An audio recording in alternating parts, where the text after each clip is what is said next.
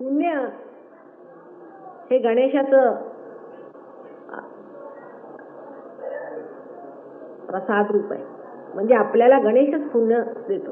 पुण्य संपदा आपली जी होते ती आपल्या कुंडलिनीमध्ये असते आणि तो संचय संबंध गणेश आपल्यामध्ये जे गणेश तत्व आहे ते सगळं आकलन करून तिथे ती संपदा ठेवते.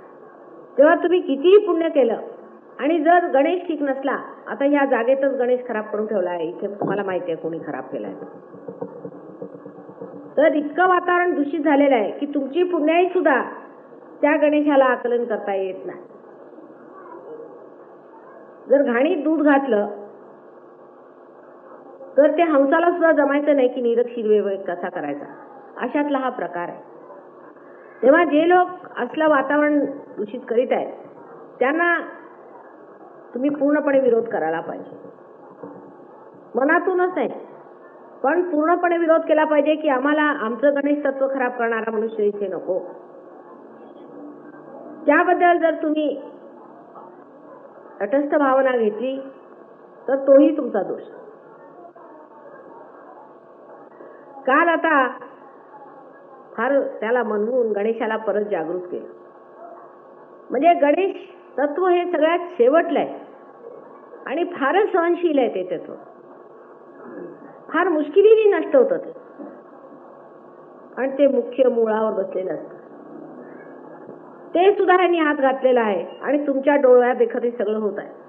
त्याला सरकार नको, त्याला कोणी नको. सगळ्या सहयोगाने जर ठरवलं तर ह्याला काहीही वेळ लागणार नाही. तेव्हा काल गणेश तत्व आपल्यातलं खराब झालेलं आहे इथलं पुण्याचं. आता बघा केवढा मोठा घाला आहे सहयोगावर. तेव्हा काल गणेशाला म्हणून समजावून जागृत केलं आपल्या समोर. ते जागृत झाल्याबरोबर बरेच लोक पास झाले. आता असं पण म्हणाल की आम्ही तिकडे गेलो नाही माताजी, आम्ही काही आम्हाला त्याच्याबद्दल विरोधच आहे, आम्ही त्याचं तोंड सुद्धा पाहिलं नाही, पण तरी आमच्यातलं गणेश तत्व कसं खराब होत आहे. जे विहिरीत असेल ते येणारच. त्यामुळे इथलं हे जे तत्व खराब झालेलं आहे त्याची जबाबदारी इथल्या सहयोगांवर आहे. पहिली गोष्ट हे लक्षात ठेवलं पाहिजे. ते कसं नीट करायचं, गणेशाची स्थापना परत कशी करायची वगैरे वगैरे गोष्टी ह्या सगळ्या तुम्ही मला विचारून घ्याव्यात किंवा ह्या लोकांना माहिती आहे त्या कशा रीतीने स्वच्छ करायच्यात. प्रत्येक सहयोगामध्ये गणेश हा उद्भवला पाहिजे. इतकंच नाही पण जागृत होऊन स्थित झाला पाहिजे. आमच्याकडे काही काही खरंच आहेत असे लोक की ज्यांच्यामध्ये गणेश तत्व अगदी पूर्णपणे जागृत झालेलं आहे आणि गणेश तत्वानेच आम्ही कुंडलिनी जागृती करतो. कारण जोपर्यंत गणेश होकार देत नाही तोपर्यंत कुंडलिनी वर येणारच. त्यांनी हो म्हटल्याशिवाय कुंडलिनी वर येणार नाही आणि ते तत्व जिथे कमी पडेल तिथे कुंडलिनीचं कार्य हळू चालेल. काल सुद्धा जोर कमी होता, त्याला जोर गणेश तत्वाचा पाहिजे. तेव्हा पुण्याच्या सहयोगांना माझं असं म्हणणं आहे की ह्या तत्वाला आपल्याकडे बळकट केलं पाहिजे. आता ते कसं करायचं ते मी सांगते, कारण हितगुज आहे म्हणून. प्रथम गोष्ट म्हणजे अशी की हे पावित्र्याचं व्रत आहे. तर गणेशाला जे दोष होतात ते पहिल्यांदा डोळ्यापासून होतात. गणेशाचा अगदी डायरेक्ट संबंध डोळ्याशी असतो. म्हणजे इथे गणेश तत्व आहे तेच पुण्यावरून ख्रिस्त तत्व झालेलं आहे. त्यामुळे त्याच्या दोन्ही मधोमध म्हणजे जिथे ऑप्टिक थॅलॅमस क्रॉस करतात किंवा ऑप्टिक नर्व्ह क्रॉस करतात त्या ठिकाणी आज्ञा चक्राचं केंद्र आहे आणि आज्ञाचक्र हे म्हणजे गणेश तत्वाचं प्रगटीकरण आहे, मॅनिफेस्टेशन आहे. तेव्हा जर गणेश तत्व खराब असलं तर आपल्या डोळ्यातून काहीतरी चूक झालेली आहे हे लक्षात आणलं पाहिजे. म्हणजे प्रथम हे जाणलं पाहिजे की गणेश तत्व हे पृथ्वी तत्वातनं बनवलेलं आहे. आपल्याला माहिती आहे की अंगावरचा मळ काढून गौरीने गणेशाची स्थापना केली होती. म्हणजे पृथ्वी तत्व संबंध व्हायब्रेट करून त्याचा गणेश बनवलेला आहे. पृथ्वी तत्व हे फार पवित्र असतं आणि त्याची शक्ती शोषून घेण्याची. इतकं कोणतंच तत्व शोषण्यामध्ये सशक्त नाही इतकं पृथ्वी तत्व. आणि पृथ्वी ही आमची आई आहे, त्या तुमची आजी आहे, त्यामुळे तुमचं आणखीन डबलचं नातं आहे त्यांच्याशी. ती तुमची आजी तुमच्यातलं सगळं हे ओढून घेऊ शकते आणि तुमच्यामध्ये गणेश तत्व घालू शकते. त्यासाठी आधी आपले डोळे स्थिर करायला पाहिजे. नेहमी डोळे जमिनीवर ठेवून चाललं पाहिजे. हिरवळीवरती आपले नजर असायला पाहिजे, किंवा चालताना सुद्धा हिरवळीवर चाललं पाहिजे. सकाळी उठून जर दव असले तर त्याच्यावरती चाललं तर त्याने सुद्धा डोळ्यांना शांत होतच म्हणतात. पण डोळे नेहमी खाली असले पाहिजे. परत डोळ्यांची हालचाल फार केली नाही पाहिजे. प्रत्येक वेळेला आपलं लक्ष जे आहे ते काही आल्याबरोबर असं फिरवलं नाही पाहिजे किंवा असं फिरवलं नाही पाहिजे.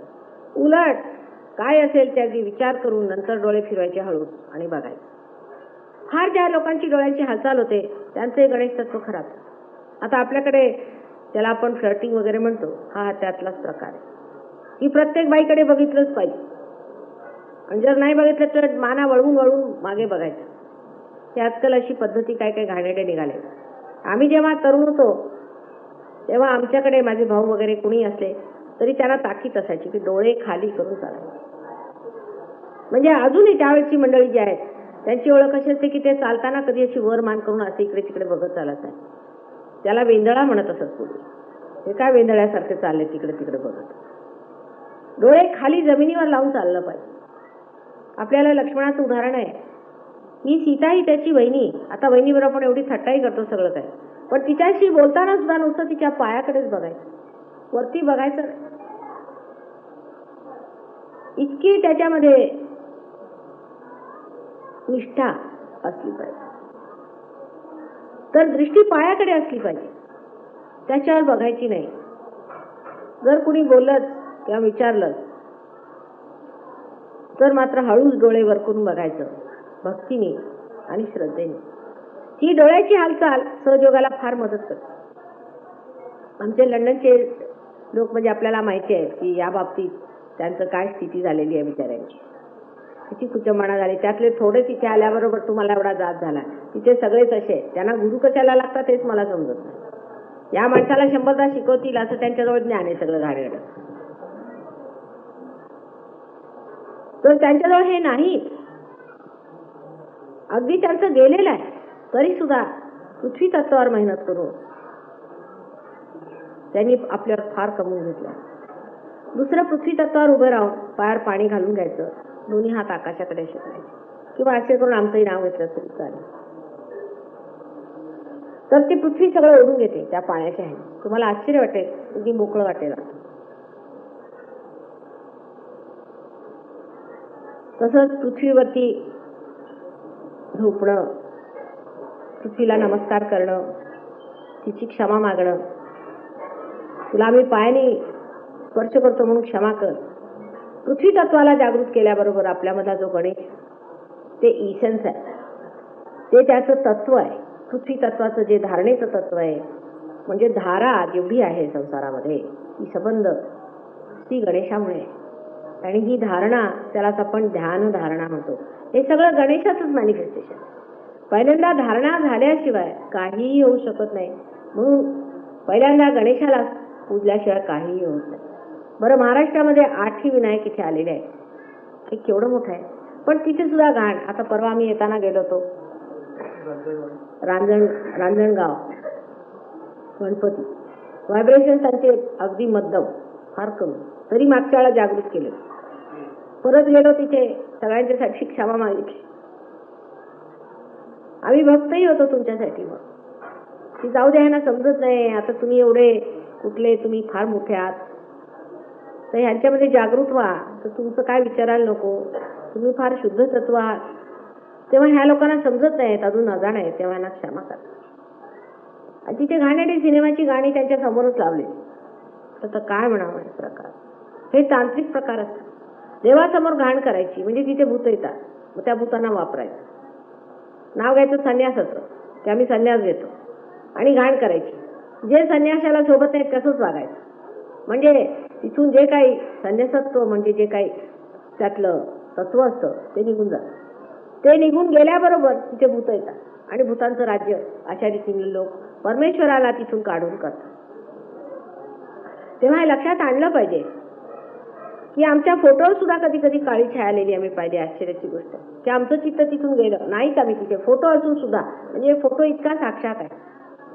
पण त्याच्यावर सुद्धा काळी छाया येते. त्याला कारण असं की तिथे काहीतरी घाणेरडे प्रकार त्या फोटो समोर होतात, किंवा कुणी काहीतरी त्याच्यावरती आरोपण केलेला आहे किंवा काय. तर आमचं स्वतःच असं आहे. तसं सगळे चांगले होतं, आम्ही फार छान आहोत, पण पटकन चित्त निघून जातं, पण तिकडे लक्ष जात नाही आमचं. म्हणजे एखाद्या माणसाकडे आम्ही कितीही प्रयत्न केला की आपलं चित्त लावायचं, तरी ते चित्त लागणार नाही, तिथून निघूनच जाणार. मग लोक म्हणतात, अहो एवढे मोठे मिनिस्टर आहेत हे माताजी, आता काय करता तुम्ही. पण त्यांना आम्ही भेटणारच नाही. मग कसं तरी कोण ते जमायचंच नाही. ते एवढे मोठी माणसं आहेत, त्यांना भेटलंच पाहिजे तुम्ही, असं तसं. ते काय जमायचं नाही, जुळायचं नाही, ते काय आम्हाला झेपायचं नाही, असंच काहीतरी होणार ते. तेव्हा परमेश्वराचं चित्त सुद्धा फार पवित्र आहे. आणि थोडी बहुत अपवित्रता चालते. म्हणजे एखाद्या माणसाला स्वच्छता असली फार समजा, आणि त्याला तुम्ही घाणीत उभं राहा म्हटलं, तो राहील का? तो काय घाणीशी झुंजत बसत नाही, निघाला तिथं निघाले, नको तर नको. असं ते पवित्र तत्व आहे गणेशाचं. आणि त्यामुळे जरी ते इतकं सहन करतं तरी सुद्धा त्याचं चित्त हटतं. म्हणून इथल्या सहयोगांची विशेष म्हणजे ही आहे की गणेशाचं तत्व बसवलं पाहिजे. त्याचा आता अर्थ असतो तो की लोक गणेशाची मूर्ती विकत घेऊन येतात आणि आणून घरी आपली पूजनाला बसवतात. पण ती आपण विकत आणू शकत नाही मूर्ती.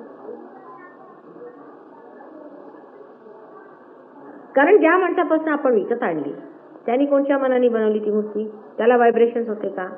त्यांनी कुठनं माती आणली? त्यांनी पैसे घेतले त्याचे? परमेश्वराला विकलं त्यांनी काय? अहो परमेश्वराला विकता येतं का?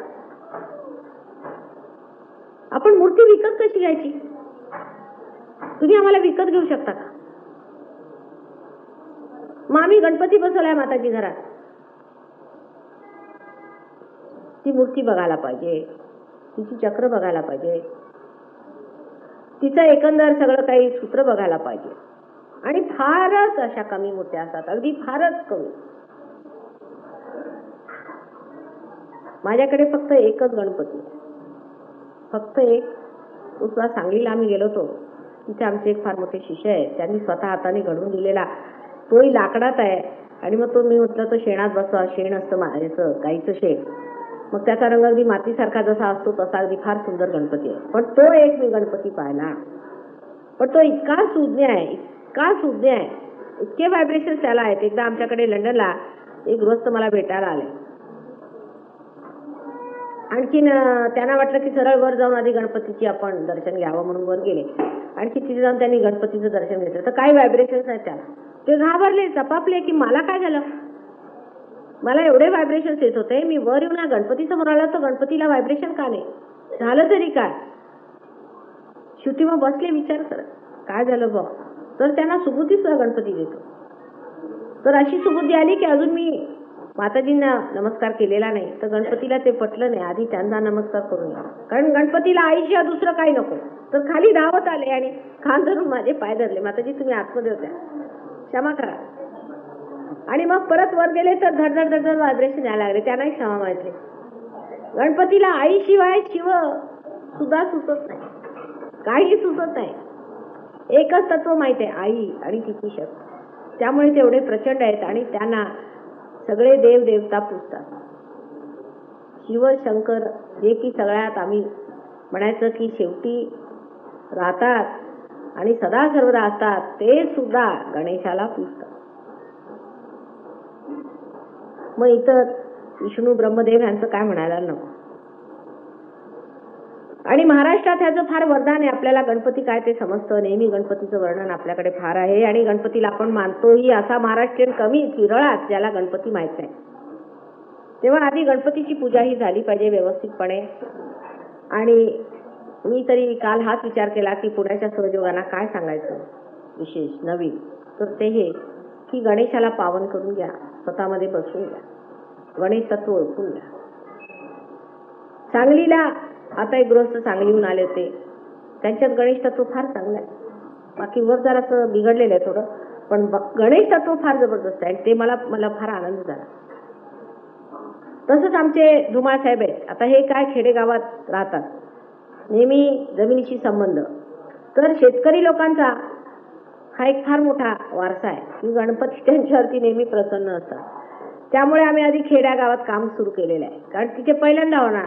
इथे गणपतीचे पुजारी असतील तिथे आमचं पहिल्यांदा होणार. म्हणजे ते बसून गणपतीला पूजत नाहीत, पण त्यांच्यातला जो गणपती आहे तो जागृत आहे. जितकं माणसाला कृत्रिम जीवन मिळत जातं तितकं हे कमी होत जातं. तर पहिली गोष्ट आपला गणपती ठीक केला पाहिजे. त्यासाठी काय काय करावं लागेल, पुढे कशी साधना करावी लागेल ते तुम्ही आमच्या इतर सहयोगींना विचारा. पण जर आम्ही लंडनच्या सहयोगांना गणपती त्यांचा जागृत झाला तर तुमचा होणारच, त्याबद्दल काही शंका नाही. आणि त्यानंतर शक्त्या किती वाढतात आणि जोर कुंडलिनीला किती येतो ते बघण्यासारखं आहे.